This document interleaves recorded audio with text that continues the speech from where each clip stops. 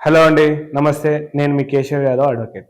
ఈ రోజుల్లో ముఖ్యంగా మహానగరాలలో కానీ పట్టణాలలో కానీ చూసుకుంటా ఉంటే టెనెంట్స్కి, ల్యాండ్ లార్డ్స్కి కానీ, టెనెంట్స్కి, హౌస్ ఓనర్లకు కానీ, టెనెంట్స్కి ఇంకా వాళ్ళకు రెంట్లకు ఇచ్చే యజమానులకు కానీ చాలా కేసులు కోర్టులలో సివిల్ కేసులు పెరుగుతూ ఉన్నాయి. దీనికి కారణం ఏంటి అంటే వాళ్ళు రెంటల్ అగ్రిమెంట్ కానీ, లీజ్ డీడ్ కానీ కొన్ని రోజులకు తీసుకొని ఆ లీజ్ డీడ్ అయిపోయినాక కూడా వాళ్ళు అక్కడ ఉన్న స్పేస్ ని కాల్ చేయకుండా, హౌస్ ని కాల్ చేయకుండా కానీ, సెటర్స్ ని కాల్ చేయకుండా కానీ, బిజినెస్ స్పేస్ ఉన్న దాన్ని కాల్ చేయకుండా కానీ వాళ్ళు చాలా సతాయిస్తూ ఉంటారు. టైం కోసం వాళ్ళు సివిల్ కోర్టుకి వెళ్తే, వీళ్ళు కూడా ల్యాండ్ లార్డ్స్ కూడా కోర్టుకి వెళ్తే ఆ కేసు తేలడానికి తక్కువ 2 నుంచి 3 సంవత్సరాలు టైం పడుతుంది. దీన్ని ఆధారంగా చేసుకొని వాళ్ళు రెంట్ ఎగ్గొట్టడమే కాకుండా టైం తీసుకొని మోసపూరితమైన కుట్రలకు చాలా మంది పాల్పడుతూ ఉన్నారు. అట్లా అంటే ఓన్లీ లీజ్ డీడ్ అయిపోయినాక కూడా చేసే వాళ్ళ గురించి మాత్రమే చెప్తున్నాను. లీజ్ డీడ్ అయిపోయినాక కూడా వాళ్ళు మిమ్మల్ని సతాయించి, రెంటల్ అగ్రిమెంట్ అయిపోయినాక కూడా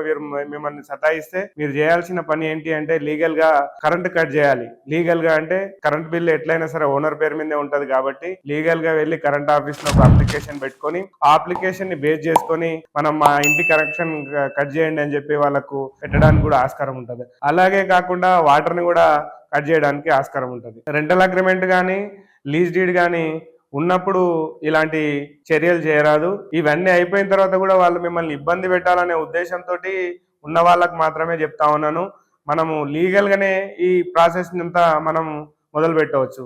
కరెంటు, వాటరు ఈ రెండు లేకుండా వాళ్ళు ఆ స్పేస్ ని ఆక్యుపై చేసి ఆ స్పేస్ లో ఉండడానికి వీల్లేదు. కాబట్టి ఖచ్చితంగా మనం చేయాల్సిన పని ఏంటి అంటే లీగల్ గా కరెంట్ ఆఫీస్కి వెళ్ళి ఇచ్చేసి కరెంటు కట్ చేయమని చెప్పి మీటర్ తీసుకోమంటే వాళ్ళే కొంత డీడీ కడితే ఆ డీడీని బేస్ చేసుకొని కరెంట్ కట్ చేయడానికి ఆస్కారం ఉంటుంది. వాటర్ కూడా మనం కట్ చేయడానికి కూడా ఆస్కారం ఉంటుంది. దీన్ని బేస్ చేసుకొని చాలా కేసులు తగ్గిపోతాయి. అంతేకాకుండా వీళ్ళు లీగల్ గా ప్రొసీడ్ అయ్యి కోర్టులకు వెళ్తే వాయిదాలు తిరగడం కానీ, కేసులకు పెండింగ్లు పెరగడం కానీ, కోర్టులో అమౌంట్ రెంట్ డిపాజిట్ చేస్తామని చెప్పి ఇంకా టైం లాగడం కానీ చాలా ల్యాండ్ లార్డ్స్, ఓనర్స్ నష్టపోతూ ఉంటారు. ఇదన్నిటికీ మార్గంగా మనము చేయాల్సిన పని ఇది.